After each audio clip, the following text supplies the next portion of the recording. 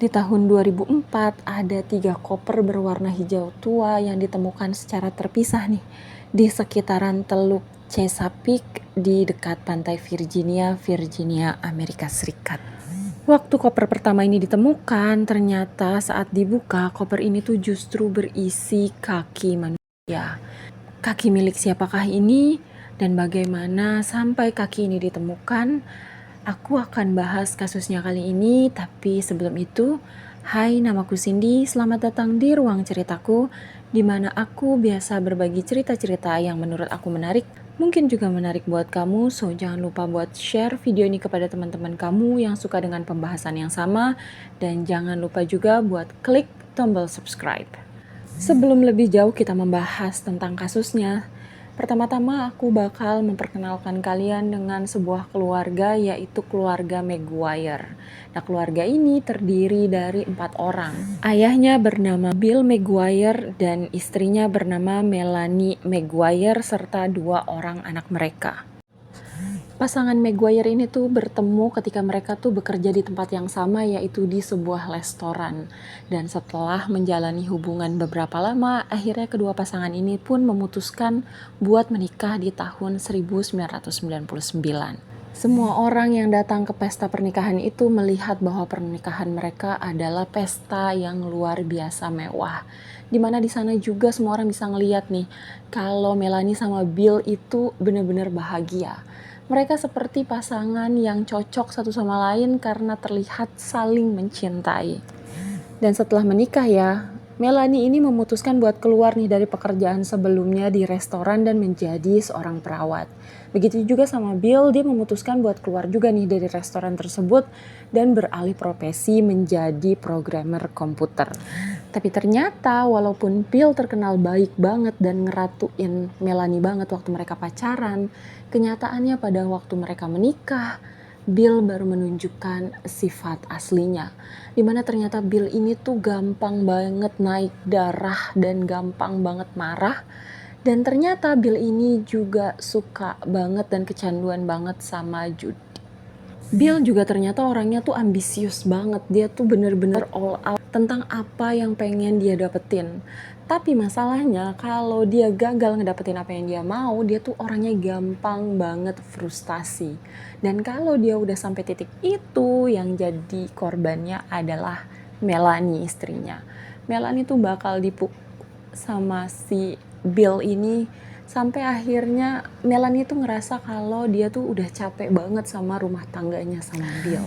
Tapi walaupun begitu ya, keduanya nih udah mulai menyadari kalau mereka atau rumah tangga mereka nih udah nggak baik-baik aja. Walaupun begitu, mereka mengakui bahwa sebenarnya mereka tuh masih saling cinta satu sama lain.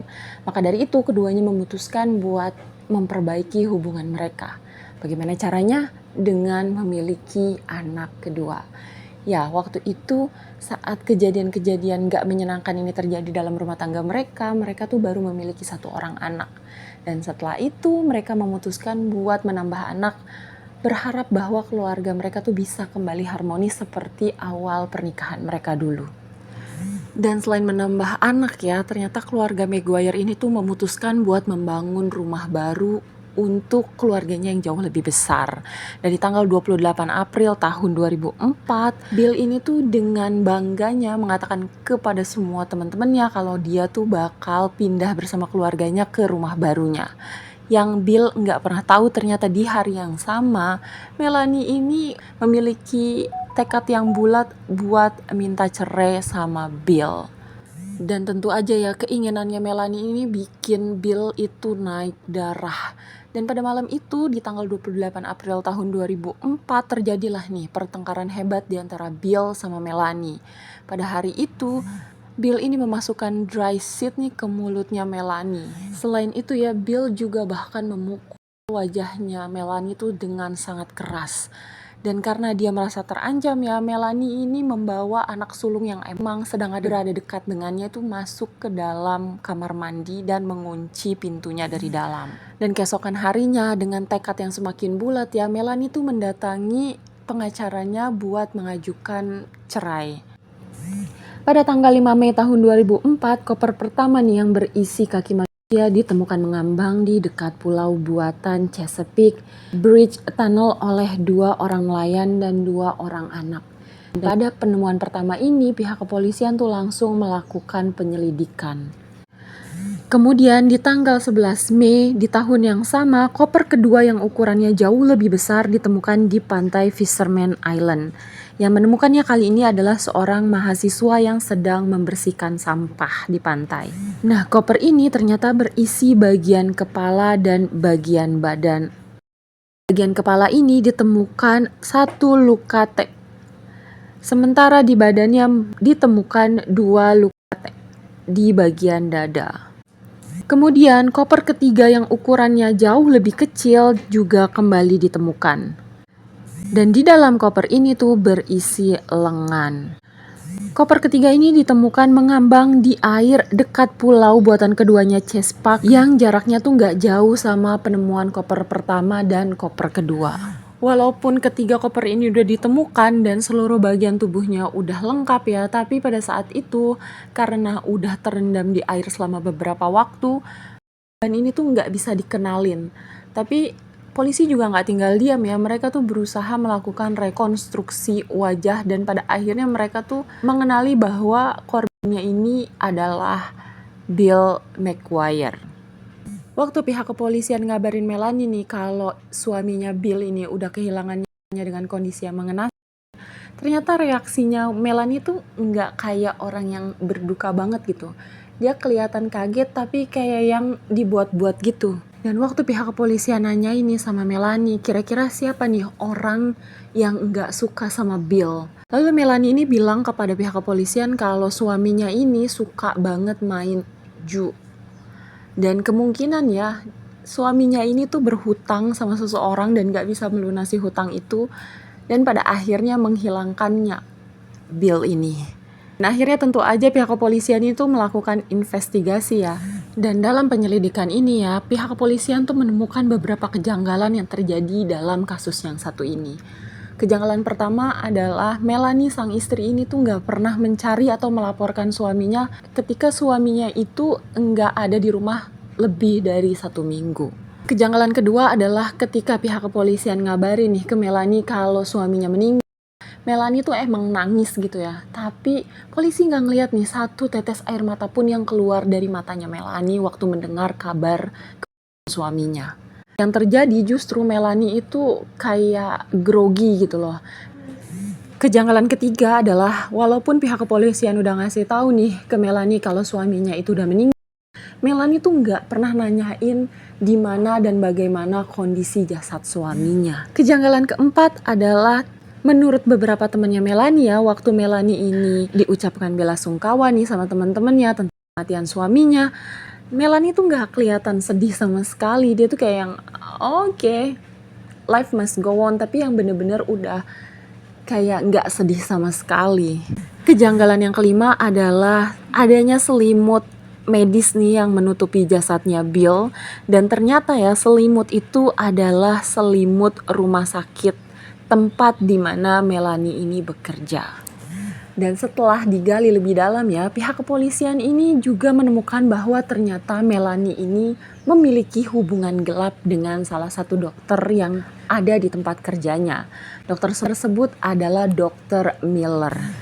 Nah ternyata hubungan ini mengarah ke hubungan yang serius. Dan keseriusan hubungan kedua orang ini justru terjadi saat Melanie ini udah melahirkan anak keduanya. Waktu pihak kepolisian ini datang ke rumahnya Bill sama Melanie buat melakukan investigasi dan pencarian barang bukti ya, pihak kepolisian ini melihat kalau di dalam rumahnya mereka itu udah nggak ada nih barang-barangnya Bill. Kalaupun ada ya, barang-barang tersebut tuh diletakkan sama Melanie itu ke dalam 1 kantong plastik besar dan ditaruh tuh di pojokan rumah. Dan kemungkinan besar plastik yang digunakan Melanie buat naruh barang-barangnya Bill itu juga adalah kantong plastik di mana tuh Bill dimasukkan. Melanie juga sempat nih ngasih tahu sama pihak kepolisian kalau harusnya pihak kepolisian nih nyari nih mobilnya Bill. Dikasih tahu lah mereknya apa, modelnya apa. Akhirnya pihak kepolisian ya tentu aja mencari di mana keberadaan mobilnya Bill ini. Dan waktu kepolisian ini menemukan Ternyata mobilnya Bill ini berada di sebuah tempat judi. Tapi ternyata waktu pihak kepolisian ini mencari dan meneliti dengan baik nih CCTV-nya, yang bawa mobilnya Bill ini bukannya Bill tapi si Melanie sendiri. Polisi juga melakukan investigasi nih dan pencarian barang bukti kan di dalam mobilnya Bill.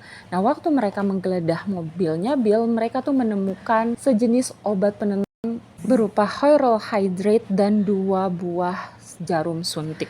Tebak siapa yang membeli obat-obat penenang tersebut? Bill? Bukan. Ternyata Melanie lah yang membeli obat penenang tersebut. Dan buat beli obat penenang tersebut tentu aja nih pihak apotik nggak bisa sembarangan kan ngasih, harus ada resep dokter. Nah, ternyata Melanie ini beli obat penenang itu dengan sheet resepnya dari si Dr. Miller. Melalui histori pencarian di internet ya, Melanie ini memasukkan beberapa keyword yang sangat mencurigakan sekali. Dia mencari artikel-artikel tentang obat-obatan, racun, pembelian senjata, juga artikel-artikel tentang pembunuh dan diri. Kemudian ada bukti lainnya nih, yaitu tentang bukti pembelian pistol. Dan waktu pihak kepolisian nanya nih ke Melanie buat apa dia beli pistol itu, Melanie bilang kalau dia tuh beli itu buat Bill, karena kan Bill punya catatan berkendara yang gak bagus ya, jadi dia tuh gak bisa beli sendiri tuh buat menjaga dirinya. Maka Melanie nih ngebantu Bill buat membelikan benda itu. Dan ditemukan cat kuku merah serta serpihan-serpihan rambut di isolatif yang menyegel koper berisi potongan-potongan tubuh Bill.